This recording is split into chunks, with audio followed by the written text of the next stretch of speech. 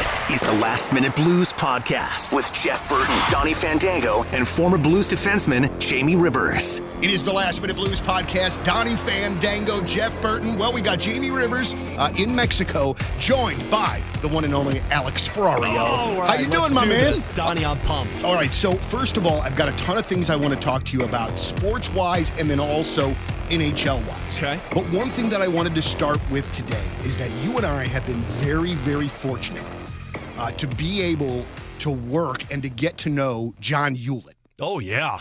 And today is U-Man's last full-time day on KC. He's going to take on kind of an ambassador role, step back, and semi-retire, not full-on. But, Alex, I'm just curious, you know, like, kind of your thoughts in general just about U-Man, interactions that you've had with him.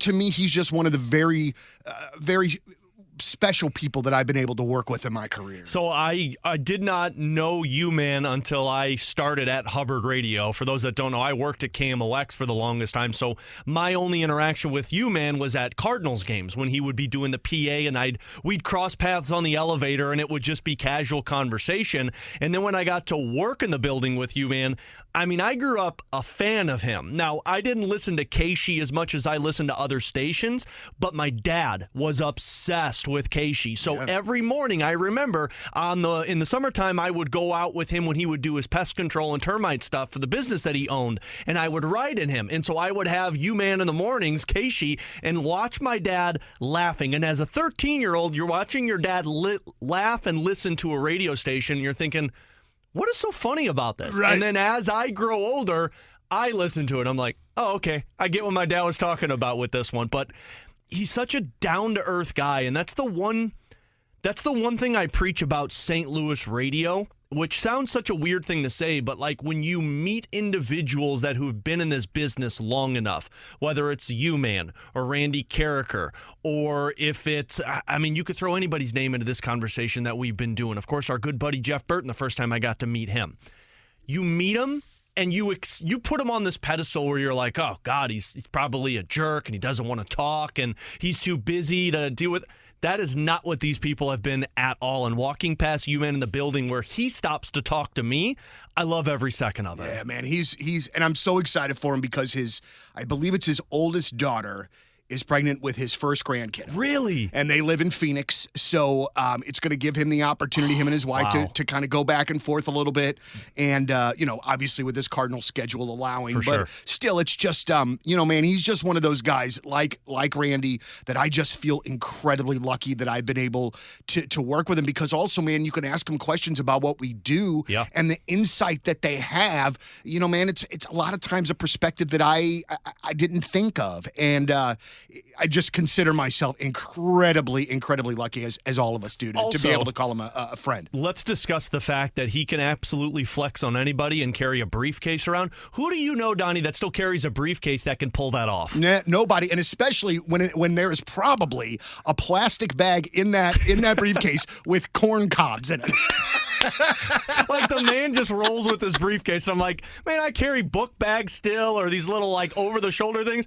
John Hewlett's just walking around with a briefcase like an absolute pro. Yeah, and also, too, and I got to throw this out there because, so I love Keishi, but there's like sort of a line with some of the classics where it's just kind of a little bit beyond me. For sure. I don't appreciate it as much. But yeah, you're preaching to the choir there. On Sundays, U-Man and Mark Close do a show called Vinyl Exam where they go through the classic rock albums and they talk about, various players on it, the singles, where they just all of the kind of nerdy stuff that music guys like me love. Yeah. And holy smokes, it's like listening to two encyclopedias talk about rock music. It is amazing. So if that's your thing and you've never checked it out before, please listen to the Vinyl Exam, and they do a podcast of it as well. So, Alex, I'm going to hit you on some general sports thoughts, and then we'll jump into hockey. All right. First and foremost, I know where this is going. That long silence, the deep breath. I try so hard to be a patient sports fan, and I understand that the Cardinals play 162 games. I get it. But what in the hell is going on here, man? And like the thing that's also kind of scary to me is like, are they relying on on Adam Wainwright to come back and to stabilize this starting rotation? Are we really relying on a 40-plus-year-old guy to? I don't know, man. I'm concerned as heck about what's going on here. And this is no disrespect to Adam Wainwright, because anybody who can challenge Father Time the way he can, you're spot on with saying, like, is this on him to kind of get this right? Yeah, probably, because he's like the horse whisperer. I mean, you got a rampant horse. He's going to come in. He's going to calm him down. He's going to do that with a rotation. But to act like Adam Wainwright is going to come in and all of a sudden this team ERA is going to go from like a 5 to a 3, that might be a little too outlandish to think. And again, Waino's going to be Waino no matter what. Even if the people are questioning his velocity being down, he knows how to pitch. But Steven Matz, I mean, they're talking about skipping Steven Matz in a rotation. Yeah, man. Steven Matz has just been getting hit, and I don't know what's gone wrong with that. This is what he was last year before he was injured. It was one really good start and then 2 inconsistent starts. Miles Michaelis, I'm so glad he had the performance that he had yesterday in the Giants' victory, because I was starting to get concerned for how hard that man's been getting hit. So if Michaelis gets right, okay, we're on the right track a little bit here. Flaherty's pitched well, I believe, in his last 2 or 3 outings. Jordan Montgomery's been the guy that I fully expected him to be. The question right now is just that back end of the rotation of Steven Matz, of Jake Woodford, of what Adam Wainwright's going to be. I don't even think this has anything to do with pitching, Donnie. This is everything to do with offense. And to me, this is a team that looks like they've got the yips. It just looks like they understand that if something goes wrong, they're not going to be able to stop it. And I've made the comp multiple times, not to tie it into hockey, but they're what the Blues were in the first portion of the season this past year. Like, the Blues snowball started, there was no way for them to stop that snowball. They lacked the confidence, and then it bled out onto the ice. I feel like that's the same way for the Cardinals right now. Can they get it stopped and compete for the National League Central? Absolutely. Yeah. But they got to start winning some series. And it's not about just winning a game or 2 games in a row. It's winning some series. And they got a tough one with the Dodgers. Then they got the Angels. Then it gets a little bit easier. But right now, the Cardinals are that easy team. Right. And even when you say it gets a little bit easier, it does. And it's the Brewers. It's the Reds who are ahead of you. So what happens if Paul DeJong starts to stick on a regular basis? So then what does that do to this? And obviously that's a great problem to have when you've got Nolan Gorman who's developing. You've got your corner infielders who they are. But boy, if DeJong can hit, that really kind of shakes up that infield a lot, because then you've almost got the problem with the infield that you do now with the outfield as far as too many bodies, right? Okay, but Donnie, you are me in terms of the question you just asked about if Paul DeJong. When you say if Paul DeJong can consistently hit, do you believe that? No. See, I don't either. Yeah. And I hate that I feel that way towards Paul DeJong, because he's been great since he's returned. But call me skeptical every time he steps in. I'm just not expecting what he's been doing. And if he goes on a run, well, then it's simple. You put him in the lineup at shortstop, and Tommy Edman becomes a second baseman, because Brendan Donovan hasn't really been hitting for you. Tommy Edman has also been up and down in terms of consistently. So if Paul DeJong is going to consistently hit, then he's at shortstop. And then you figure out who's going to be at second base for you, whether it's Tommy Edman or Brendan Donovan. The thing about this is Ollie likes to platoon guys. Ollie likes the matchups. And that's what he went into the season hoping to accomplish. The problem is these guys aren't performing to that level for him. I mean, they had to send Jordan Walker down because they couldn't platoon the outfielder guys because certain guys weren't hitting, and they want a little bit more of established roles. If Paul DeJong is this, Paul DeJong's in your lineup, because you got to get guys who can hit right now. And frankly, everyone else you've got, with the exception of Nolan Gorman in the infield, isn't hitting. Yeah, man, oh man. I don't know how this is going to shake Still out. Early, right, Donnie? That's what we keep telling ourselves as Cardinals fans. But at some point, it's still early becomes, we're 3 months into the season and we're still 8 games behind. I was legitimately pissed off at myself on Wednesday night for staying up to watch them cough it up. I knew it was freaking coming, man. 2-year-old and a 9-month-old. When I put them to bed, I go to bed, but I'm like, nope, Cardinals game, late one, we're going to go with this. They made me stay up and watch that. I used to love when there were late games when my kids were young because I could watch the games. You knew you'd be up. I could watch the game without worrying about, like, oh, great, Dexter's climbing on top of the refrigerator or whatever the hell. You know what I mean? So, but now, not anymore, man. Not anymore. So you're making me stay up for this? All right, a couple things here real quick. Obviously, amazing success in St. Louis for the Battlehawks. Mm-hmm. The passion level for football in our town is super high. But that said, the XFL is a league. Dude, how does that league survive? How does that league make it work so that maybe St. Louis can bleed into other markets? Because I don't know that that's happening as much as we in St. Louis want it to. I hate to be this guy, but I'm not sure it can. Just the XFL, they're going to have to lean into being the minor leagues to the NFL. That's the only way that I see them having success. I mean, look, St. Louis, you're incredible with what you did. You were the pinnacle of the XFL. But look around all of the other teams. I got a buddy who's in Vegas and said, it's kind of a joke, the XFL in Vegas. So leaning into that, me personally, to make it bigger, you're going to have to change the playoff rules a little bit. And I'm not saying this as a St. Louis Battlehawk fan because they missed the playoffs. I'm saying this more of it's just a weird setup to where, and I don't even I'm not even sure the schematics because it was so frustrating, but it's basically the division leaders go into it, but you've got such a small group of, 8 teams? Yeah. And you've got 4 divisions? What are we doing here? Yeah. It would just be, and BK and I talked about this on our show, it should really just be the 4 best teams go into the playoffs because that's what it is, right? You don't need this NBA-style play-in game where it's you put the best teams in the playoffs and let them go head-to-head. That's got to be it, but I'm not really sure. The only way I feel like you can embrace this XFL and make it bigger, and I hate to say it to some of these markets, but you're going to have to take them out of markets where they're the ugly stepchild. Mm-hmm. You're going to have to move them somewhere where they can be prime target number 1 for these teams because that window where there's no NFL and you got hockey going on, but then you also got the start of baseball season, that's a tough thing to crack if you're the XFL to compete with. So you're saying maybe you have a team in Austin as opposed to Houston or something like that. So those smaller areas. Yeah. So I would understand that. So the sports fan isn't necessarily maybe going to take them for granted as much as they would in some of those other markets. Like in Vegas. Look, unfortunately for that Vegas team, you really think they're going to compete with the Vegas Golden Knights who are pushing for a Stanley Cup? Or and even the Raiders. The Raiders when it's draft season, or now you're talking about a baseball team coming there. Yeah. That's going to be a tough thing to crack. Those people can't be St. Louis to where, we'll compete with everybody because they want to embrace the sport. Some places embrace the best, and that's it. And that's the problem, I believe, for some of those markets that the XFL's in. And one final thing before we go to hockey. City SC, I don't know what I'm watching, but I love it. The same way. I honestly, man. Isn't it great how you and I are the same when it comes to soccer? It's I don't know what I'm watching. When it's so similar to hockey, but I still don't know what I'm watching. Yeah, I'm getting there. Yeah. I feel like I'm starting to acclimate a little bit more, but I just think... just to be a complete homer here, it is amazing to me to watch those games and to see and hear that stadium just rocking. It's amazing, but then also, too, I think one of the great parts is seeing it be rocking in other places. Mm-hmm. You know what I mean? So it's not just a St. Louis thing unlike the XFL. It really seems like the MLS did this expansion thing almost the exact perfect right way. Oh, yeah, especially when you look at the success of these teams.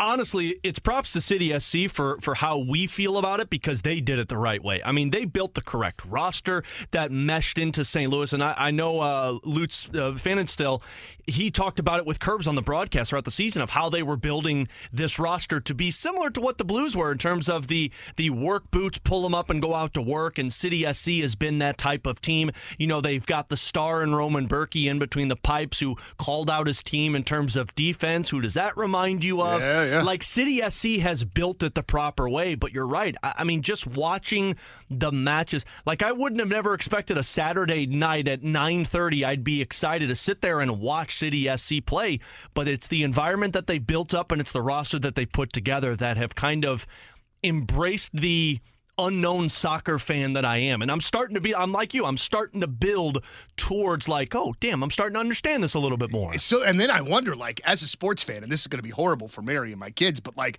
does this introduce me to more MLS games and maybe even Premier League? And goodness knows Donnie's traveling to Europe, ladies and gentlemen.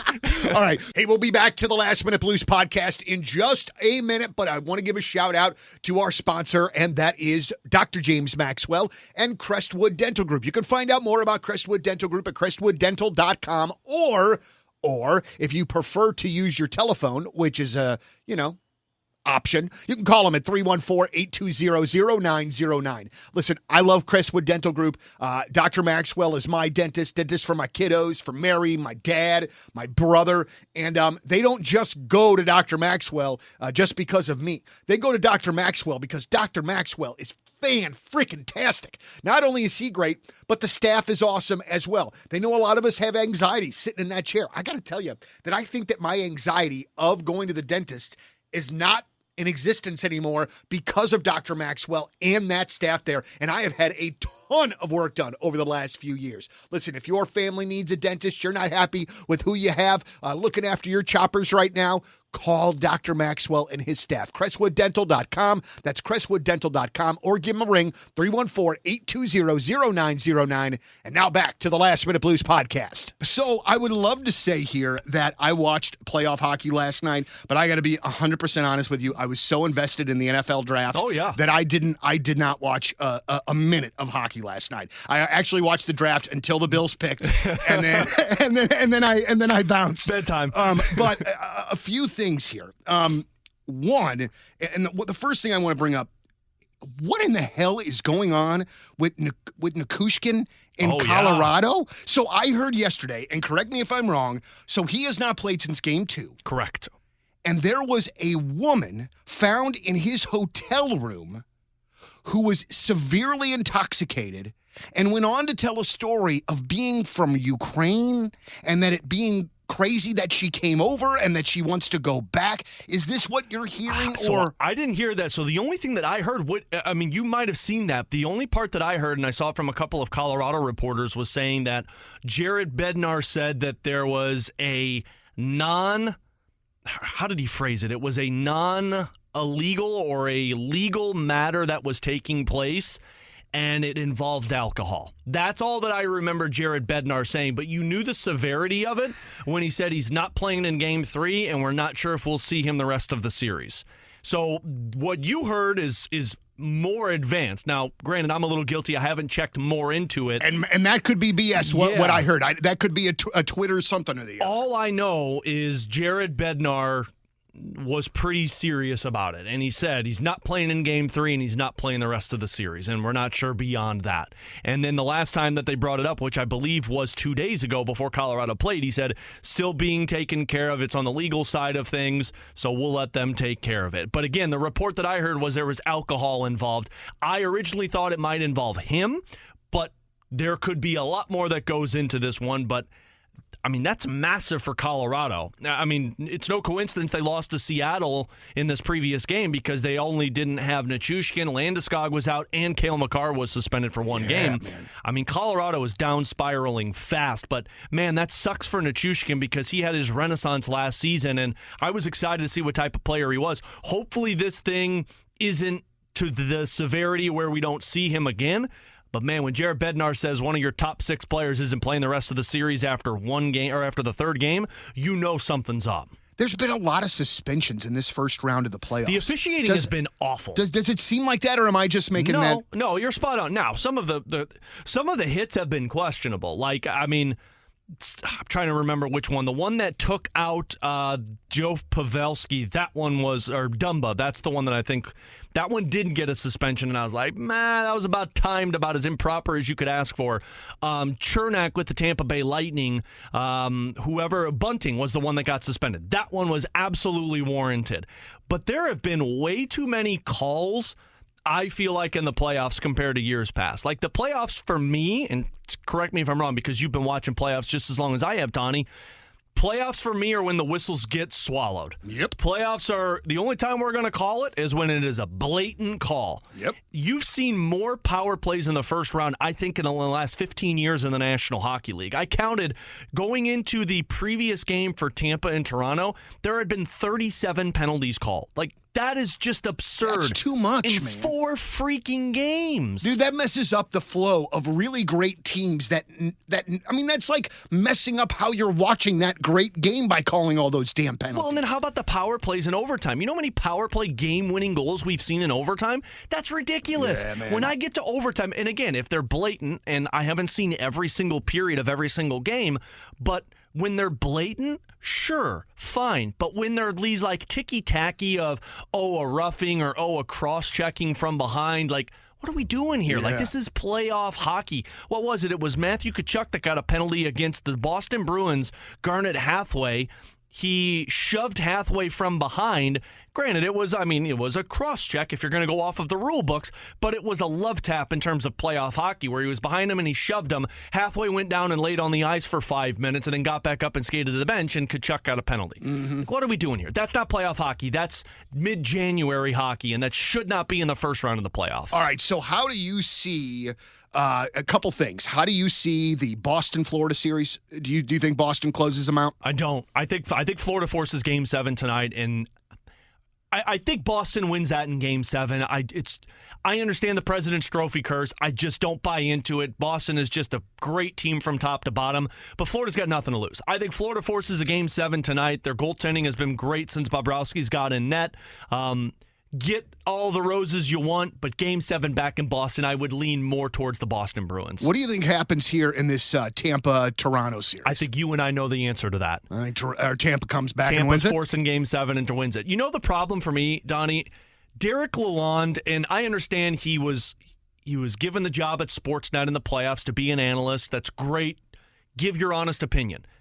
But you don't open your mouth about one of the best goaltenders in the NHL right now, and Andrei Vasilevsky, and say, yeah, right now he's playing a little overrated, and saying that his weakest part is taking those block shots. Like Derek Lalonde essentially said that Vasilevsky right now is not playing well. That's not a smart thing to say, because what do we know about Andrei Vasilevsky? He could play awful for 4 games, and in 3 games, he's going to shut you the hell out, which is what he just did last night against Toronto. So you're going back to Tampa. Toronto needed to close it out in Game 5 because now the jitters come in to where you're in Tampa, Game 6. You've played well, but let's just say Tampa finds a way to close that one out and force a Game 7 back in Toronto. There's no way everybody in that Toronto Maple Leafs locker room isn't thinking the same thing where it's like, oh, bleep. White-knuckled everything. Yep. Because they haven't won in a first round since 2004. You had to close that out in Game 5. Playoff Andrei Vasilevsky mode was engaged, I believe, in Game 5. Game 6 is going to be probably one of their toughest games if you're the Toronto Maple Leafs. And then you got Game 7. And to me, Game 7, I'm going to go Tampa Bay every game of the year. Let's go back to the West here real quick. Do you think Seattle closes out Colorado? No, because Cale Makar's back. The Nichushkin thing really hurts, but and I might be completely wrong on this. People listening to this, next time I'm on, will be like, Ferrari, you're an idiot, which is probably very true. Colorado, to me, even without Landeskog and Nichushkin, they're not a pushover. And Seattle's been awesome. I think they got some devil magic in them. But Colorado's going to be as desperate as possible, which don't go against a desperate Nathan McKinnon and Mikko Rantanen. Yeah. Here's the part for Colorado, though, that I don't trust is their goaltending. I don't believe in Alex Georgiev. I don't think he's that good of a goaltender. Darcy Kemper was a better goaltender for them last year than what Georgiev has been now. So I think Colorado forces a Game 7. I might lean more towards Seattle in a Game 7, though. All right, so I'm going to call this segment the love segment and the hate segment, and you'll see why here in a second.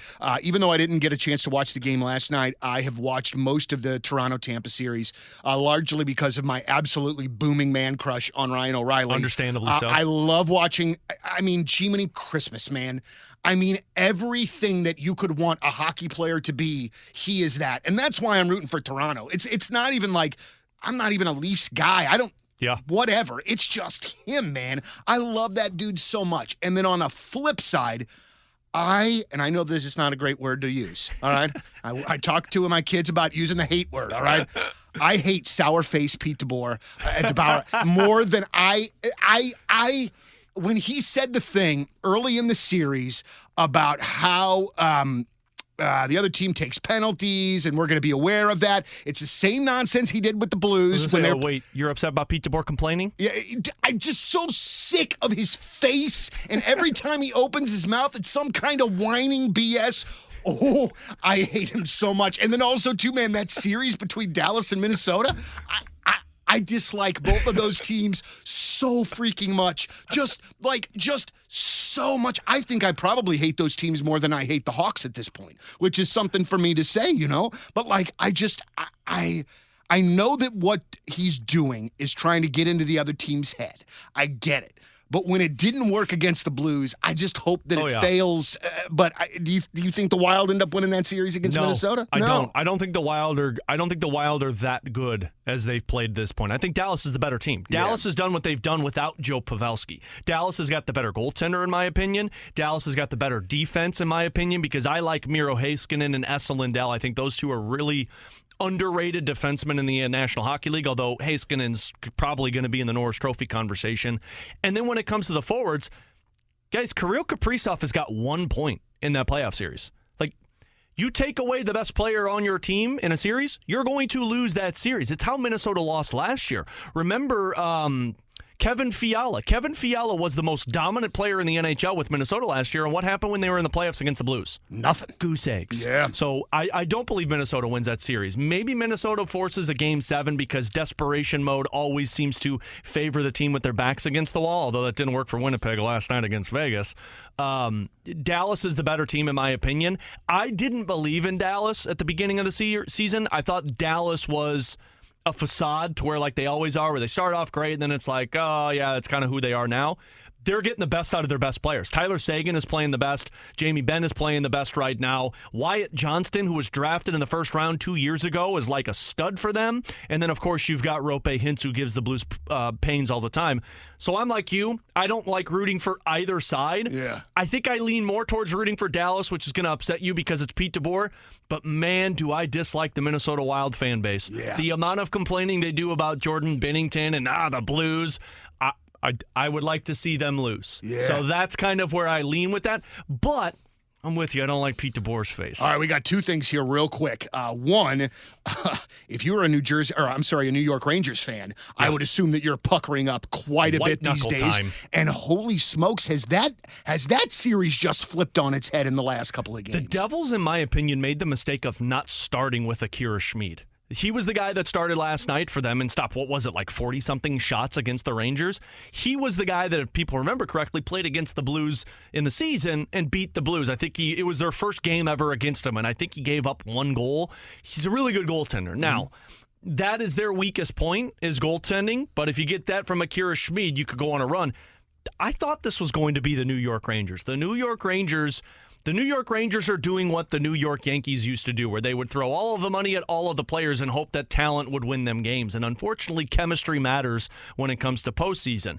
They might prove me wrong here, but the Rangers, in the first couple of games, when it looked like they were a juggernaut because it was the power plays. They were a juggernaut because Chris Kreider was getting all of those opportunities. Sure, when you put Kreider and Zibanejad and Fox and Tarasenko and Kane on the ice, I would expect him to score a freaking goal. Right. But when it's even strength, I would lean more towards the New Jersey Devils because they feel more like a well-rounded team. If you get the proper goaltending, the Rangers are going to have a tough go with this. Now, it's Game 6 back in their home ice, which is going to favor them.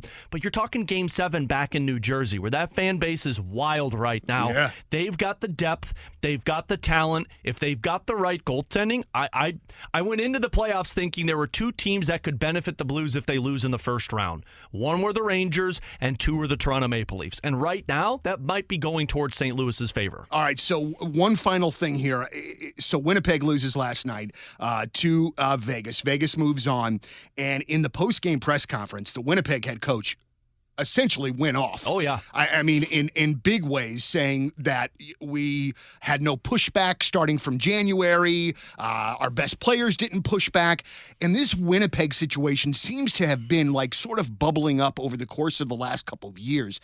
Is that a situation, Alex, where you think, and maybe blow up is the wrong word, but it seems like something is afoot in that organization that they just, I don't know if starting over is the right word, but it seems like that needs to be massively retooled up there. Oh, yeah. It's going to be. And it's going to be this offseason, I believe so. Yeah. I mean, let's read the tea leaves here. I mean, Rick Bowness takes over as the head coach, and what was his first thing that he did? He stripped the captaincy from Blake Wheeler and said, like, we don't need one person as a captain. We need a group leadership right now in a locker room. And looked like it was working for a while, and then all of a sudden it's like, oh, what happened? I remember talking with Murat Ates, who's the athletic insider for the Winnipeg Jets, and I was talking to him before one of the final games in the regular season between the Blues and Jets, and I was envious because they played well defensively, and he said it has nothing to do with defense and everything to do with goaltending.